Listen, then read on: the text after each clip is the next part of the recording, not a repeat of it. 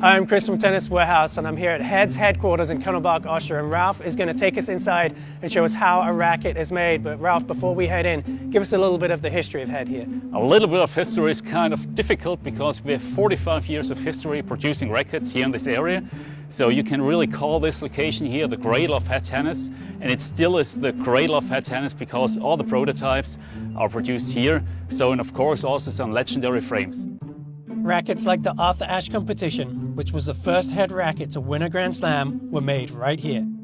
Today, the factory is used to develop new prototypes, which are perfected here before becoming inline models. Okay, Ralph, this is the first step of the process. What are we going to check out here? Well, this is kind of the magic key because it's the key to our material storage. So all the material is stored in a cool place to make sure that the resin doesn't harden out. So let's have a look inside. How cold is it in here? It's minus 16 degrees, so it's about, I think, 0 degrees Fahrenheit. So pretty chilly. Okay. Wow. Ah, yeah, it is It's freezing. I think that's one of the reasons why I started working in tennis sport and not in the ski department. No, just joking. I never was a good skier, but really, I mean, this is for us a luxury because we have a nice room to store all the materials here. So if we want to test different materials from different suppliers, we can get them, store them here, make some prototype frames. But yeah, it's a nice place, but it's good to get outside. From the cold of the storage room, we walk right into the warmth of Head's racket heritage. This is the part of the operation where Head's racket successes have come to life. You can feel the history in here. As you take it all in, it gives one those electric kind of goosebumps compared to the cold ones of just a moment ago. I think what hardly a lot of people know about is that carbon fiber are available in a wide different range of quality. And let's say quality is maybe the wrong word, simply you have different types. So first off, there are different suppliers. So really, let's say cheaper or more expensive. We only source from the best companies, Toray, Mitsubishi. But even there, they have a wide different range of carbon fibers, stiff fibers, strong fibers. So different kind of specialized fibers. And here it is in a spool format. And exactly. What makes this different down here? What makes this different? Very good question. If you look at this material, it's very stiff, but you can hardly imagine how to build a racket out of this. So here, this is carbon fiber, but it's impregnated with resin. That's why we call it prepreg. And the fibers here are unidirectional. So you see that the fibers all run in one direction. And let's make simply a short test. You know, I pull the fibers in the direction, this direction, you know, the force, and I hardly can pull it. And going perpendicular to the fiber, you see how it opens up. So we have a stiffness in the fiber direction extremely high, perpendicular very low. That's why it's so important to optimize the angle of the fibers. To give you an idea of how the location, shape, and fiber direction of the prepreg pieces affects the playability of a racket, Ralph and I have different options laid out on this table. The prepreg is represented by different shapes and colors of paper. Each color of paper represents a different fiber direction, which will change the stiffness of the racket as it is swapped out with different pieces. You see, okay, we got around 15 different pieces, all are now with the red angle. Now, we can start and have, well, here, this would be a different racket, because this one would have a different angle, would have a different stiffness. Now we can continue, of course, and go with this one, other one. Then we can continue and change here to yellow. Continue here and change to yellow. That's another one. Of course, we also have to make this again. So we make the red again here.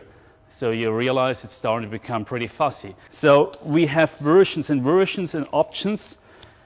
I think we haven't not to go through all these versions, but in the end, it's more than 420 billion different versions having these 15 pieces and having these different angles. So it just shows all these rackets would have the same mass distribution, but slightly different stiffnesses or widely different stiffness and thereby different playability. So this is where on the one side we need expertise, simulation, and on the other side, the 45 years of experience in making tennis rackets. So all those different options out of one mold? Exactly, all different options, all with the same material. And this brings us back to the material. Material is important. But it's very important how to use the material, because if you got 420 billion options, well, you better think about which one you choose. After Ralph and I have explored different layup options with paper, it's time to watch a master do it for real. Here, the pre-cut pieces of prepreg are laid out on a table in specific locations. This process forms the layup and will determine the stiffness and strength of each part of the racket. First, the backing paper must be removed from the prepreg, which is not such an easy task due to the tackiness of the material.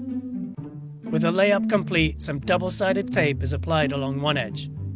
A nylon tube is then added to form a bladder, which will help press the material against the mold to give the correct shape to the racket frame. The double-sided tape helps hold the bladder in place so that the prepreg layup can be transferred to a machine to be rolled into a tube. Depending on the racket being made, the diameter of the tube varies, and this one is a perfect size for a head speed MP.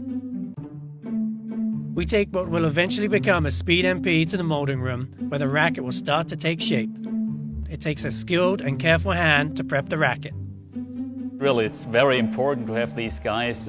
Craftsmanship is really, talking about tennis rackets, really important, especially if we talk about development, doing prototypes.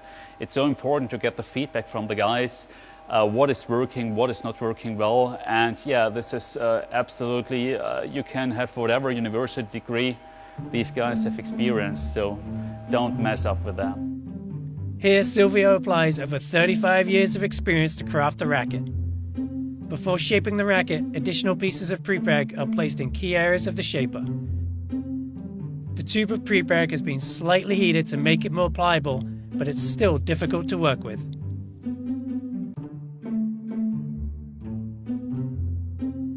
Silvio then carefully forms the racket into shape, removing excess material at the handle and inserts an adapter into the bladder.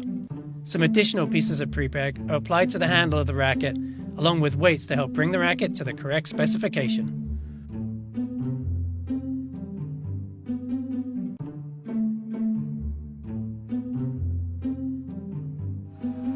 So Silvio is bringing now over the pre-shaped racket, pre-formed, and now he puts it into the mold.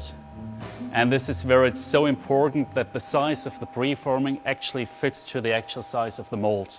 Otherwise you have wrinkles or you have other problems. So this is really where the, let's say, small details are important. And then at the same time you're forcing air in through the handle area. Pressurized air is pushed into the bladder, the transparent bladder. So the bladder expands, pushes all the carbon fibers to the mold, and then the resin hardens out.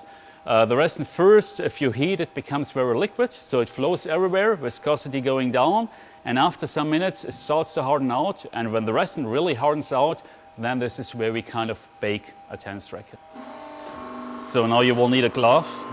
It's still going to be pretty hot when it comes out? So this is now the cured racket. And Silvio will hand it over to us. Pay attention, it's still hot. Now what we see here on the outside is what we call the resin flow. This is actually a good sign because it only shows that there is enough resin inside. And yeah, I have to admit, we prefer our rackets to be well done. Nothing medium or English, not really good. That's hot, man. I can feel it through the glove. Yeah, and the resin later on will be removed, cut away. So of course this looks a bit raw, but yeah, you can play tennis with it, no problem. It's amazing to hold and see how the racket has already come to shape.